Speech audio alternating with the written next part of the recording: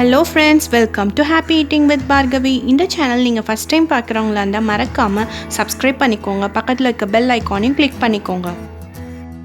வீட்டிலையே அவன் இல்லாமல் 3 பிஸ்கெட்ஸ் எப்படி செய்யலாம் பார்க்கலாம் வாங்க. இதுக்கு தேவையான பொருட்கள் கோதுமை மாவு 1 கப், மைதா 1 கப், அதே கப் அளவுக்கு 1 கப் பவுடர் சுகர் எடுத்திருக்கேன். நான் இன்றைக்கி மெஷர்மெண்ட்ஸ் எல்லாமே இந்த சின்ன கிளாஸில் தான் எடுத்திருக்கேன். நீங்கள் எந்த கப் யூஸ் பண்ணுறீங்களோ அந்த கப் அளவுக்கு 1 கப் 2 கப் மாவு 1 கப் சுகர் பவுடர் சுகர் எடுத்துக்கோங்க. நெக்ஸ்ட்டு நான் பட்டர் 150 கிராம்ஸ் யூஸ் பண்ணுறேன். உங்களுக்கு வேணால் நீங்கள் கீ கூட யூஸ் பண்ணிக்கலாம். ஃபஸ்ட்டு மாவெல்லாம் ஒன்றா மிக்ஸ் பண்ணி பிசைஞ்சிக்க போகிறோம். ஃபஸ்ட்டு நான் மைதா மாவு ஆட் பண்ணுறேன்.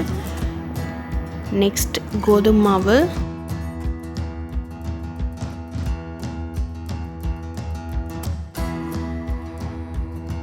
நெக்ஸ்ட்டு பவுடர் சுகர்,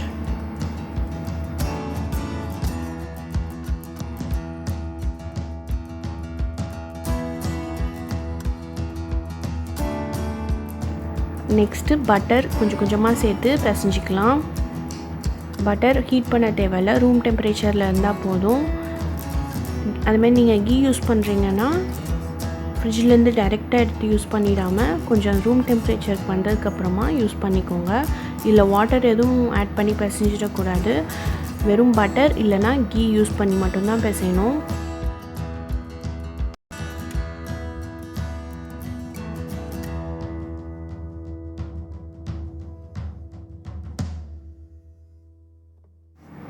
உங்களுக்கு வேணால் கோதுமை மாவுக்கு பதிலாக 2 கப்புமே மைதா மாவு யூஸ் பண்ணி கூட பண்ணிக்கலாம்.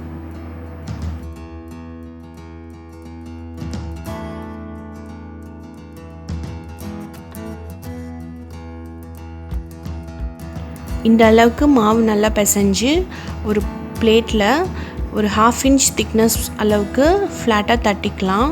அப்போ தான் பிஸ்கெட் கட் பண்ணுறதுக்கு ஈஸியாக இருக்கும்.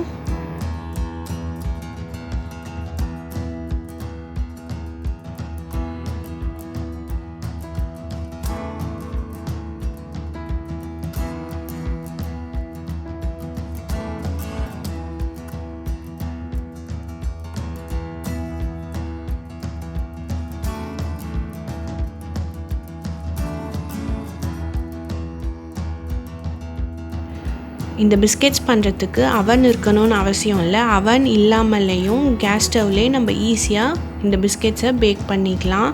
அதுக்கு ஒரு அடிகனமான பாத்திரத்தில் இதை மாதிரி ஒரு ஸ்டாண்ட் வச்சு ஒரு 15 மினிட்ஸ் அளவுக்கு அதை க்ளோஸ் பண்ணி ப்ரீ ஹீட் பண்ணிக்கலாம் மீடியம் ஃப்ளேம்லே.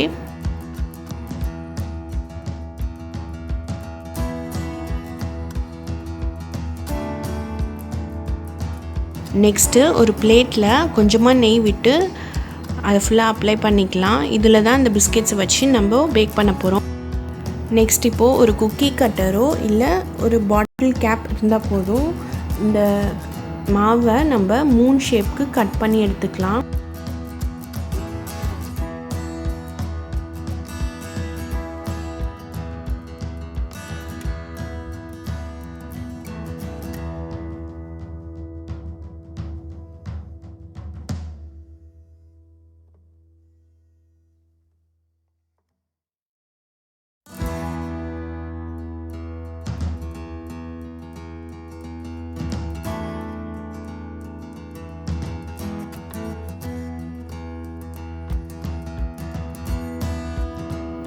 இந்த பிஸ்கெட்ஸ் எல்லாம் 1 by 1 அந்த கீ அப்ளை பண்ணி வச்சுருக்க பிளேட்டில் வைக்கணும். இப்போது ப்ரீ ஹீட் ஆகிடுச்சு. இந்த ஸ்டாண்ட் மேலே இந்த பிஸ்கெட் பிளேட்டை வச்சு எக்ஸாக்டாக ஒரு 25 மினிட்ஸ் அளவுக்கு லிட்டு க்ளோஸ் பண்ணி மீடியம் ஃப்ளேம்லேயே பேக் பண்ணிக்கலாம். எக்ஸாக்டாக 25 மினிட்ஸ்க்கு அப்புறம் ஸ்டவ் ஆஃப் பண்ணிட்டு இந்த பிஸ்கெட்ஸ் எல்லாம் வேறு ஒரு பிளேட்க்கு ட்ரான்ஸ்ஃபர் பண்ணிக்கலாம். பிஸ்கெட்ஸ் நல்லா ஆறணும், அப்போ தான் நல்லா கிறிஸ்பியாக க்ரன்ச்சியாக இருக்கும். 15 மினிட்ஸ் அளவுக்கு பிஸ்கெட்ஸ் எல்லாம் நல்லா கூல் டவுன் ஆகணும். அது ஆறுனதுக்கப்புறம் பாருங்கள் எவ்வளோ க்ரன்ச்சியாக வந்திருக்குன்னு. ஓவன் இல்லைனாலும் பரவாயில்லைங்க, ஈஸியாக இந்த மெத்தடில் 3 பிஸ்கெட்ஸ் செஞ்சு பாருங்கள், ரொம்ப நல்லாயிருக்கும். இந்த ரெசிபி உங்களுக்கு பிடிச்சிருந்தா லைக் பண்ணுங்கள். இந்த வீடியோவை உங்கள் ஃப்ரெண்ட்ஸ் அண்ட் ஃபேமிலிக்கு ஷேர் பண்ணுங்கள்.